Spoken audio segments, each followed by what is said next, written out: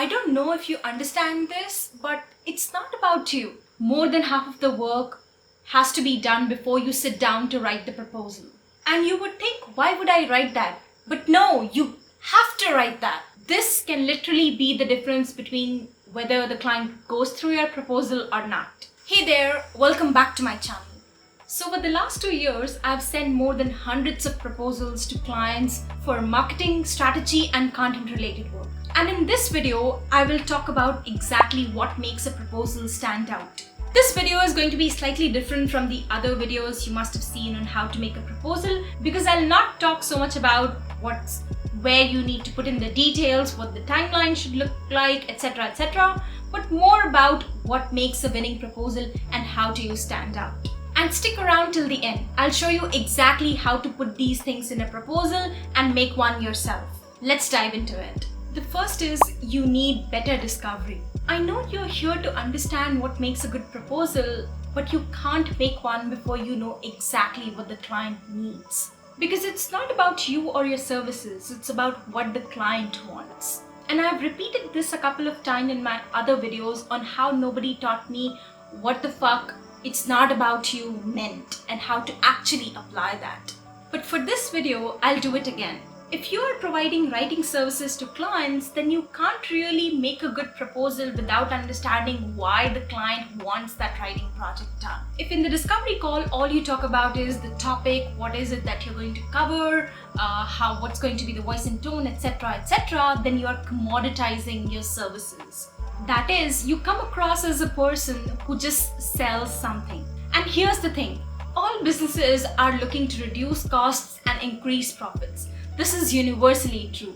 And when you commoditize your services, you come across as a cost. And as I just mentioned, businesses are looking to reduce costs. So they are obviously tempted to go with someone that can help them reduce that cost.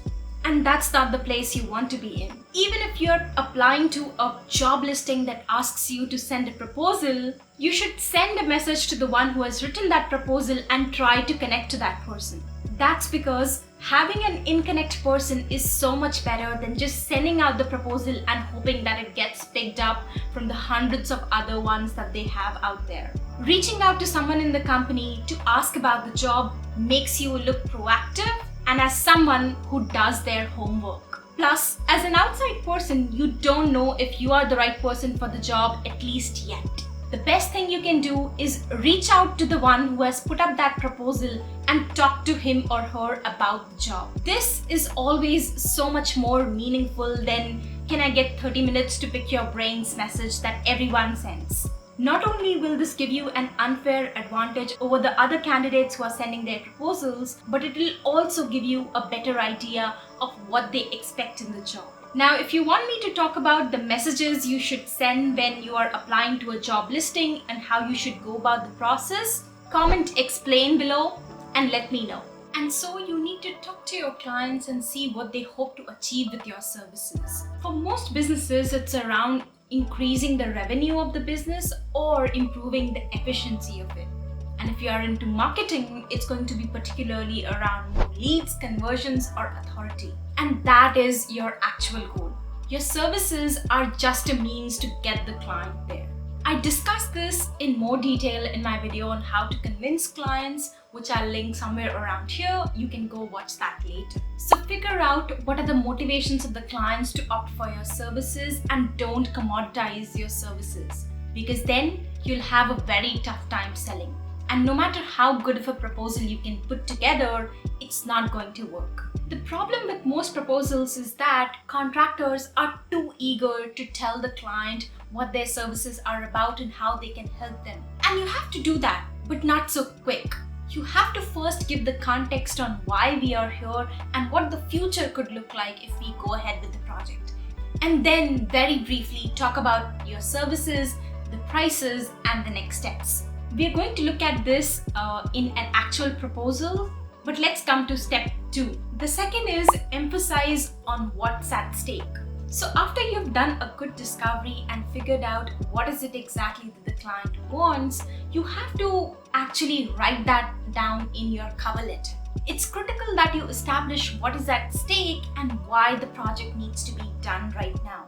A lot of contractors I talk to tell me, why would I need that? The client probably already knows the problem and the solution to it. But that's not the way to go about it. If you've done what I mentioned in the previous step, then you would know what's at stake there. It's not the website. It is more leads and traffic. It's not the bad UI of the website, but churn and losing customers. And once you have a good understanding of what's at stake for your client, you have to state these things in the cover letter. If your pricing is the first thing that the client sees in the proposal, then you'll probably not close the client, especially if your pricing is on the higher end. The client has to see some other numbers before they see that price. You have to establish what are the results you can deliver and concretize it before you present your prices, so that the client is prepared for it. It's like this situation where you accidentally get your physical hard disk damaged and you go to a technician, and somehow the technician gets to know that what's inside the drive is very much valuable to you and quotes you on the higher end because they know the data inside of the drive is so valuable to you. But it's only later that you can think about this, because at that moment all you want is that data to be recovered and you're willing to pay any price for that. And you have to first create this situation where you make the client realize the importance of getting the services done right now. And this is exactly what you have to do for the client. You have to first establish why getting the project done right now is important before you talk about what are your services and how it will be priced, etc., etc. An obvious question that a lot of people ask me is, how can you guarantee the results? And my answer to that is, I don't.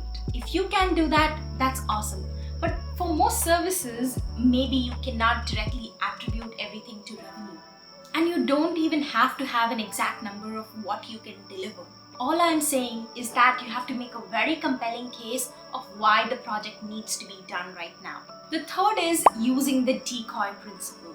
Okay, so now that your cover letter is done, you've set enough context of why the project needs to be done. You need to go into the details of what the process is going to look like, what the timelines will be, etc. This section needs to be very brief. You just have to summarize everything that you'll deliver in a tabular format. You have to mention the project scope, the processes and timelines, and most importantly, the pricing. Because my projects are so focused on the results I can deliver versus the means to get there, I usually divide my project scope section into two parts. The left column is the milestones and the right hand side is the outcomes the client can expect. So if I was writing the website copy, my milestones would be the customer interview, the outline of the copy, the actual draft, the edits, and the SEO optimization. And the respective outcomes can be documented assets of job to be done, persona, voice and tone, the outline of the website copy that they can give to their designer and get started, the first draft of the website copy on which they can add their comments and request any changes, and then the final copy of the website in which there's going to be the SEO optimization. The next is the section of processes and timelines. So I use the same table that I used in the project scope section and add a column to the extreme right about the timelines. I always like to very clearly mention that this is a rough estimate of the amount of time that's going to be required, and the days mentioned are working days only. The next and the most important section is the pricing section. And here I like to use the principle of decoy. So Professor Dan in his book Predictably Irrational talks about how introducing an inferior option to two other options suddenly makes the superior of the two options much more desirable, when in reality the first two options have their own pros and cons. Which is just another way of saying that if you present the client with three options, the client is likely going to go ahead with the second one. I always like to have three different pricing options because I want my packages to compete against each other versus just one price that's competing against the prices in the other proposals the client has received. Another very important thing to remember is that if you have something very unique to offer, or if there's something very special that you're known in the market for, make sure that you include that particular thing in all the three packages that you're offering. Because it's very important that you don't make the client feel like they are missing out on something. Personally, I know that the job to be done exercise that I run for my clients is something that my clients look forward to. So I make sure that that exercise is present in all the 3 packages that I've mentioned. Plus, I add a line at the bottom that says, I strongly recommend all the different phases for your copy. However, needless to say, I'm confident that all of the 3 packages will add value and set you up for success in the later phases of your content marketing. Which means that yes, I would be very happy if you go ahead with the most expensive option. But even if you go with option 1 or 2, you're not missing out on anything big. And that's because, again, at the end of the day, I won the project. I took the time for the discovery call. I wouldn't have done it otherwise. I don't want the client to go, oh, I'm sorry, I don't think this can work out. So I do my best to let the client know that this is the best and you can go ahead with whatever option you're most comfortable. Last and finally, tell them what to do next. I have seen so many consultants and freelancers just mention their services and prices and close off at that. The client just treats it and then it keeps collecting dust in their inboxes. And that's because you've not mentioned clear deadlines till when the client can respond. Or what are the next steps? Does the client send a contract if they want to go ahead, or can you send it to them? Where do they go if they have more questions? What if they want to negotiate the price, etc.? You want to mention what's next. How do they reach out to you? And all these other steps in the proposal. Here are the most important things to mention. 1, tell them till when they can respond back to the proposal. 2, let them know if they have any other questions or clarifications that they need. They can reach out to you on email or whatever communication method works best for you. And 3rd and finally, what's next if they want to go ahead with one of your packages. So in my case, I mentioned in the contract that if they want to go ahead, they can just respond to the email and I will draft the contract for them. This clarifies everything. And when the client responds back saying, hey Mrig, this looks good, we want to go ahead with this option, I immediately respond back with the draft, a statement of work, an invoice, which is usually 50% of the package they want to go ahead with, and an NDA. The client does not have to even worry about that. And neither me nor the client is left wondering, okay, what is it that's going to happen next? And boom, that's how I close the client. So here's how the proposal will actually look like. The first page is usually where you write your name and details along with whom you're sending the proposal to. Then there is the cover letter, which I'm going to read out for you. Hey client, from our conversation the other day, I understood that you want to take the first step in establishing your brand's online marketing with a good website copy. Since the company does not have any significant digital presence yet, I usually prefer to have a documented this is this before moving ahead. The doc is a huge value add that you can reference for content marketing campaigns in the future.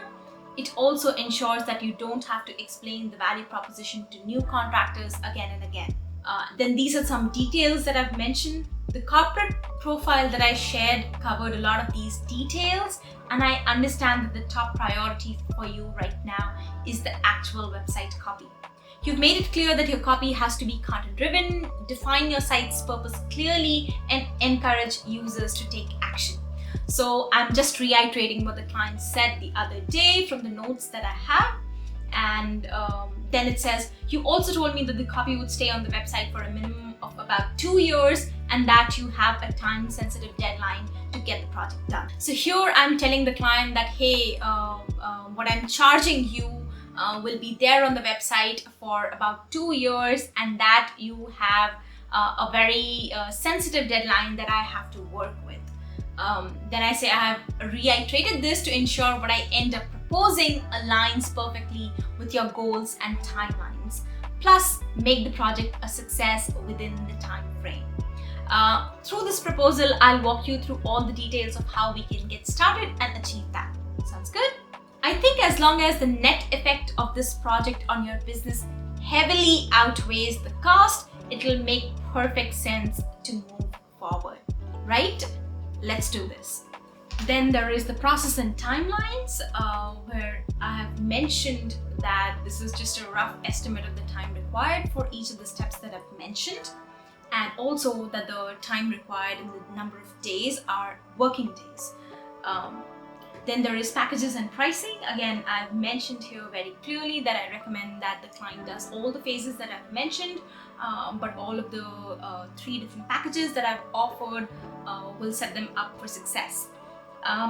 Notice how I have mentioned investment and not costs of the project. I have also added a note that says 50% of whatever package you want to go ahead with has to be paid upfront. And a line that says, I've quoted you the best possible price here, please don't worry, which means that there is no more room for negotiation and that these are final prices. Sometimes some of my clients want to negotiate more, and then depending on how much I'm interested in the project, I would consider that or not, depends again. And then there are next steps, the deadline for responding to the proposal, how they can reach out to me, and what to do if they want to go ahead with one of the packages. And then I close off with, I look forward to your response, and then my name. And to recap, you need to do a better discovery, you need to establish what's at stake in your cover letter, then mention all of the steps, including the project scope, processes and timelines, and the pricing, and end the proposal with clear next steps. I hope this was useful. If you enjoyed watching this video, you will definitely enjoy watching my steps on how to convince your clients. Here, this was Mrig, and I'll see you in the next one.